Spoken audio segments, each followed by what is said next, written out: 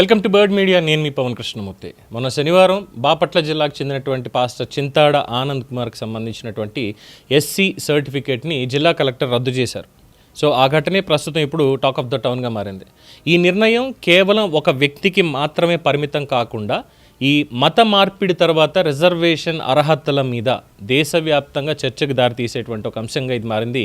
After supreme court given the verdict, మతం మారితే హోదా వర్తించదు అని చెప్పి ఏదైతే ఇచ్చిందో రాజ్యాంగ పరంగా కూడా. సో దీనికి సంబంధించి అప్పటి నుంచి ఇప్పటిదాకా మొత్తం నడుస్తోంది. ఇన్ఫ్యాక్ట్ ఒక 3-4 రోజుల క్రితం కూడా ఇదే pastor Chintada Anand press meet ఒకటి పెట్టి కలెక్టర్ గారికి ఆల్రెడీ ఇచ్చాము, ఎక్కడా నేను మతం మారినట్టుగా ఆధారాలు, మతం మారినట్టుగా అంటే ఈ మధ్యకాలంలో చెప్తున్నటువంటి కొన్ని విషయాలు ఉన్నాయి కదా, బాప్టిజం ఎక్కడ తీసుకున్నారు, అది తీసుకున్నటువంటి సర్టిఫికేట్ ఉందా, అది ఉంటేనే చెల్లుతుంది అనేది కొత్త ఇది తీసుకొస్తున్నారు. కానీ ఇక్కడ ఈ చింతాడ ఆనంద్ అనేటువంటి వ్యక్తి క్రైస్తవ మతాన్ని స్వీకరించి ప్రార్థన చేయడం మాత్రమే కాదు, ఇక్కడ పాస్టర్గా సేవలు అందిస్తున్నప్పటికీ కూడా ఎస్సీ సర్టిఫికేట్ ప్రయోజనాలు పొందుతున్నారు అన్నటువంటి ఆరోపణలు, దీని మీద కోర్టు దాకా వెళ్ళింది. విచారణ అనంతరం జిల్లా కలెక్టర్ అయిన ఎస్సీ హోదాను రద్దు చేసి గెజిట్ కూడా రిలీజ్ చేశారు.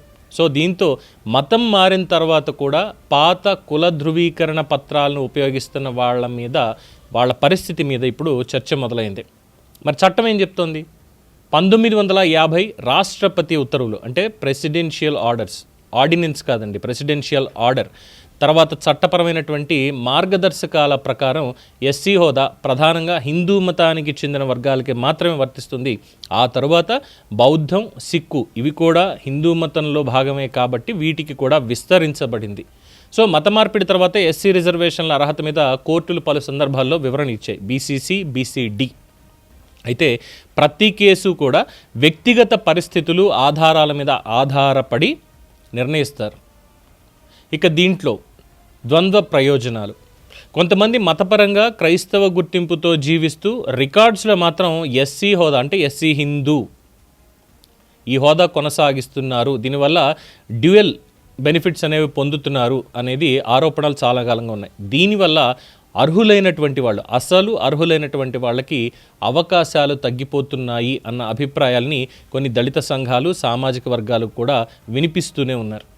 మరోవైపు ఈ అంశం చాలా సున్నితమైందని, ప్రతి కేసుని కూడా చట్టపరంగా పరిశీలించాల్సిందే అని ఇంకొంతమంది అంటున్నారు. ఇక రాజకీయాల మీద దీని ప్రభావం ఎలా ఉండబోతోంది? ఇది ఉద్యోగాలు, విద్య మాత్రమే కాకుండా రాజకీయాల మీద కూడా ప్రభావం చూపే అవకాశం ఉందని చర్చ జరుగుతోంది.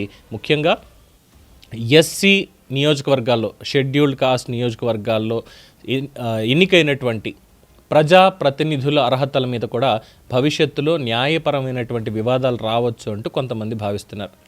బాపట్లలో జరిగినటువంటి ఈ పరిణామం భవిష్యత్తులో ఎలాంటి అంశాలకి మరింత చర్చకి కారణమయ్యే అవకాశం ఉందని కూడా దీని మీద ఉన్నటువంటిది. అయితే ఇక అందరికీ వర్తిస్తుందంటే డెఫినెట్గా కలెక్టర్ ఆల్రెడీ గెజెట్ రిలీజ్ చేశారు, సుప్రీంకోర్టు తీర్పు అయిపోయింది. అక్కడికి there is no more higher authority to declare ఇది కాదు, ఇది చేయండి చెప్పడానికి కూడా ఇంకా వేరే ఏం లేదు.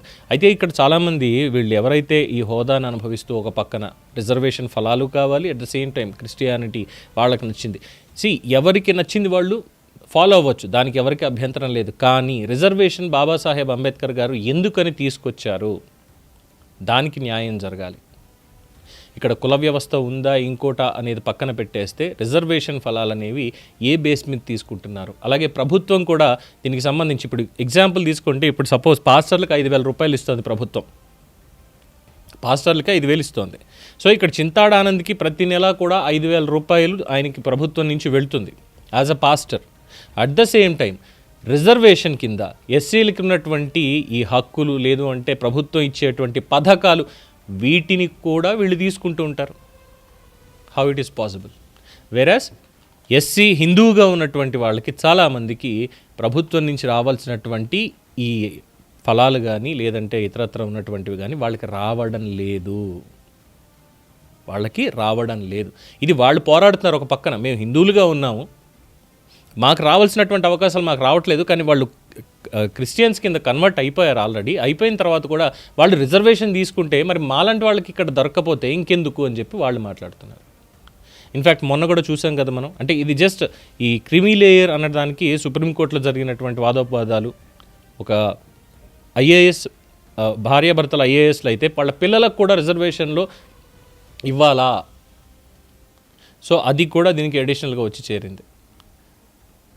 చింతాడ ఆనంద్ చేసినటువంటి ఒక పని, పెట్టినటువంటి ఎస్సీ ఎస్టీ కేసు ఇది సుప్రీంకోర్టు దాకా వెళ్ళి ఇప్పుడు దేశవ్యాప్తంగా ఒక ప్రకంపన అనేది సృష్టిస్తోంది అనడంలో ఏమాత్రం అతిశయోక్తి లేదు. అలాగే షెడ్యూల్డ్ కాస్ట్ రిజర్వేషన్ ఉన్నటువంటి నియోజకవర్గాలు, ప్రజాప్రతినిధులకు సంబంధించి నియోజకవర్గాలు, ఎస్సీ హిందువులకి కేటాయించినటువంటి నియోజకవర్గాల్లో ఒకవేళ వాళ్ళు క్రిస్టియానిటీని ఫాలో అవుతూ వాళ్ళు ఇంకా హిందూ సర్టిఫికేట్ అనేది మాత్రమే పెట్టుకుంటే ఆ ఎస్సీ సర్టిఫికేట్ అనేది చెల్లదు అనేది గుంటూరులో స్టార్ట్ అయింది.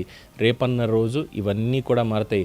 నిజమైనటువంటి ఎస్సీ హిందువులకి ఈ ఫలాలు దక్కాలి అనేది బాబాసాహెబ్ అంబేద్కర్ రాసినటువంటి రాజ్యాంగం యొక్క ప్రాథమిక అధికారం, ప్రాథమిక భావన. కానీ అది కాదు ఇది అంటే ఆయన్నే అవమానిస్తున్నట్టు అనేది వీళ్ళకి తెలియట్లేదు అని బయట కామెంట్స్ కూడా నడుస్తున్నాయి.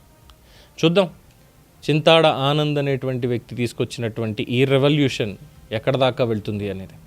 దీని మీద మీ అభిప్రాయం తెలియచేయండి. చూస్తూనే ఉండండి ది బర్డ్ మీడియా.